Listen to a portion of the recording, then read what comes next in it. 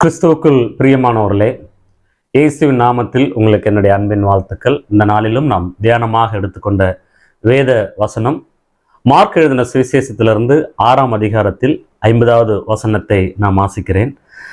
நான் ஒரு வார்த்தையை மட்டும்தான் உங்களோடு கூட பேச விரும்புகிறேன். அந்த 3 வார்த்தையை நாம் இன்றைக்கு பார்ப்போம்.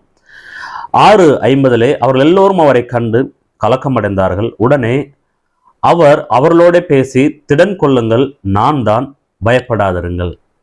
திடன் கொள்ளுங்கள், நான் தான், பயப்படாதிருங்கள். இதுதான் இயேசு கிறிஸ்து சொன்ன வார்த்தை.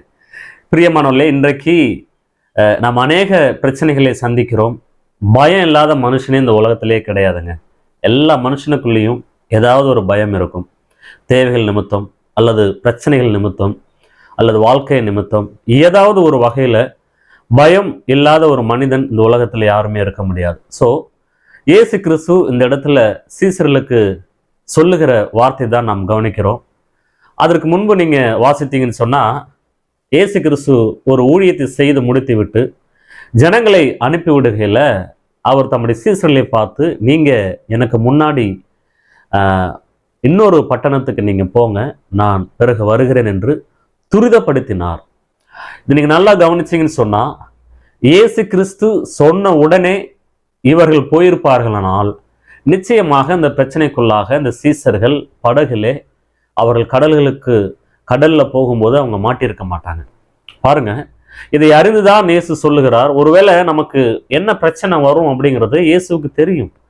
அதை அறிந்துதான் அவர் நமக்கு சில வழிகளை அவர் தெரியப்படுத்துகிறார். இந்த பாதையில நீங்க போங்க, இந்த பாதையில போகாதீங்க என்று. நாம் என்றைக்கு இயேசு கிறிஸ்துடைய வார்த்தையை புறம்பே தள்ளுகிறோமோ, அவருடைய வார்த்தையை கவனிக்காம நம்ம போறோமோ, அன்னைக்கு மிகப்பெரிய ஒரு பிரச்சனையை நாம் கண்டுகொள்ள வேண்டிய சூழ்நிலைகள் வரும். அப்ப பாருங்க, இவர்களும் அப்படிதான் அந்த சூழ்நிலையில மாட்டிக்கொண்டார்கள். கடல்ல படகு போயிட்டு இருக்கும் போதும் பலத்த காற்று, அந்த காற்றுல அவருடைய படகு கவிழ்ந்து போகத்தக்க ஒரு பெரிய பிரச்சனைக்குள்ள மாட்டிக்கொண்டு இருக்கிறார்கள். இது நல்ல ஒரு விஷயம் கிடையாது. அவர்கள் மரிக்கும் தருவாயில் இருக்கிறார்கள். ஒருவேளை படகு கவிழ்ந்து இவர்கள் மரித்திருப்பார்களானால் இயேசு கிறிஸ்துவை என்ன சொல்லியிருப்பாங்கன்னு நீங்க கற்பனை பண்ணி பாருங்க.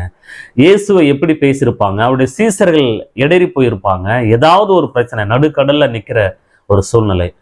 இன்றைக்கு உங்களுக்கும் எனக்கும் இயேசு சொல்லுகிற ஒரு வார்த்தை, எப்பேற்பட்ட பிரச்சனைகளாக இருந்தாலும், எந்த சூழ்நிலைகளாக இருந்தாலும், இயேசு சொல்லுகிற 3 வார்த்தை, திடன் கொள்ளுங்கள், நான் தான், பயப்படாதிருங்கள். இந்த வார்த்தை மட்டும் உங்க இருதயத்துக்குள்ள நீங்க பதிச்சிட்டீங்கன்னு வைங்க, உங்க படகுல இயேசு வருவார்.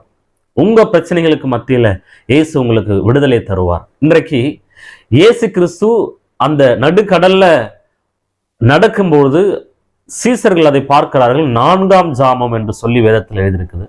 அந்த நேரத்தில் அவங்க பார்க்கும்பொழுது அந்த இயேசு வருகிறதை ஆவேசம் என்கிறார்கள். அவர் கடந்து போகிறவர் போல அவர்களுக்கு காணப்படுகிறார்கள். அப்புறம் கடந்து போகிறவர்கள் போல காணப்படுகிறார்கள். அப்போ இயேசு கிறிஸ்து துரிதமான ஒரு வேலையை அந்த இடத்துல அவர் செய்கிறார். பாருங்க, அவர் இயற்கையும் காற்றையும் கடலையும் அவர் அதட்டுகிறார். அவர் துரிதமாக செயல்பட்டதுனால அந்த படகு ஒரு சமமான நிலைக்கு வந்தது. அந்த படகு சரியான பாதையிலே அதை செல்வதற்கான சூழல் அமைந்தது. அதை கண்டு சீசர்கள் ஆச்சரியப்பட்டார்கள். பிரியமானவர்களே, இன்றைக்கு உங்க வாழ்க்கையில இயேசு இருந்தாருன்னா, என் வாழ்க்கையில இயேசு இருந்தாருன்னா, நாம் எப்பேற்பட்ட பிரச்சனைகளையும் மேற்கொள்ள முடியும் என்பதற்கு இது ஒரு அடையாளம். அப்போ அவர் எவ்வளவு தீவிரமா செயல்படுகிறார் என்று பாருங்கள். இன்னைக்கு உங்க பிரச்சனை எவ்வளவு பெரிய பிரச்சனை, அது எவ்வளவு சீரியஸா போயிட்டு இருக்குதோ, அந்த அளவுக்கு இயேசு கிறிஸ்து உங்க பிரச்சனையை மேற்கொள்வதற்கு அவரும் ரொம்ப தீவிரமா செயல்படுகிறார். ஒண்ணு அவர் என்னோட இருக்கிறார், என் படகுல அவர் வராருங்கிற நம்பிக்கை உங்களுக்குள்ள இருந்துச்சுன்னா உங்க பிரச்சனையை மேற்கொள்ள உங்களுக்கு முடியுங்க. பாருங்க, அவர் சொல்லுகிற வார்த்தை, பயப்படாதீங்க, திடன் கொள்ளுங்க, நான் தான். அவர் தைரியமா சொல்ல, நான் இருக்கிறேன், நீங்க கவலைப்படாதீங்க, நான் இருக்கிறவராகவே இருக்கிறேன். அவர் சொல்லுகிற அந்த வார்த்தை நீங்கள் நன்றாய் தியானித்து நீங்கள் மனசுல பதிய வைத்துக் கொள்ளுங்க.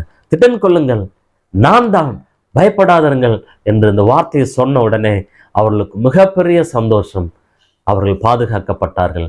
உங்க பிரச்சனையிலையும் போராட்டத்திலையும், இந்த மாதம் இருக்கிற நெருக்கடிகளிலும், இந்த மாதம் இருக்கிற தேவைகளிலும் எதற்குமே நீங்கள் பயப்படாதிருங்க. திடன் கொள்ளுங்க, நம்பிக்கையா இருங்க, நான் தான் என்று இயேசு கிறிஸ்து சொல்ல அன்பான சகோதர சகோதரிகளே, இந்த வார்த்தை உங்களுக்கு பிரயோஜனமாக இருக்கும் என்று சொன்னால் நீங்கள் இதை மற்றவர்களுக்கும் ஷேர் பண்ணுங்க. இன்னும் அநேகருக்கு நீங்கள் இதை தெரியப்படுத்துங்க. கர்த்தர் உங்களை ஆசீர்வதிப்பார். God bless you. உங்களுடைய ஆதரவும் உங்களுடைய முழு ஒத்துழைப்பும் எங்களுக்கு தேவை. கர்த்தர் உங்களை ஆசீர்வதிக்கட்டும். God bless you. ஆமேன்.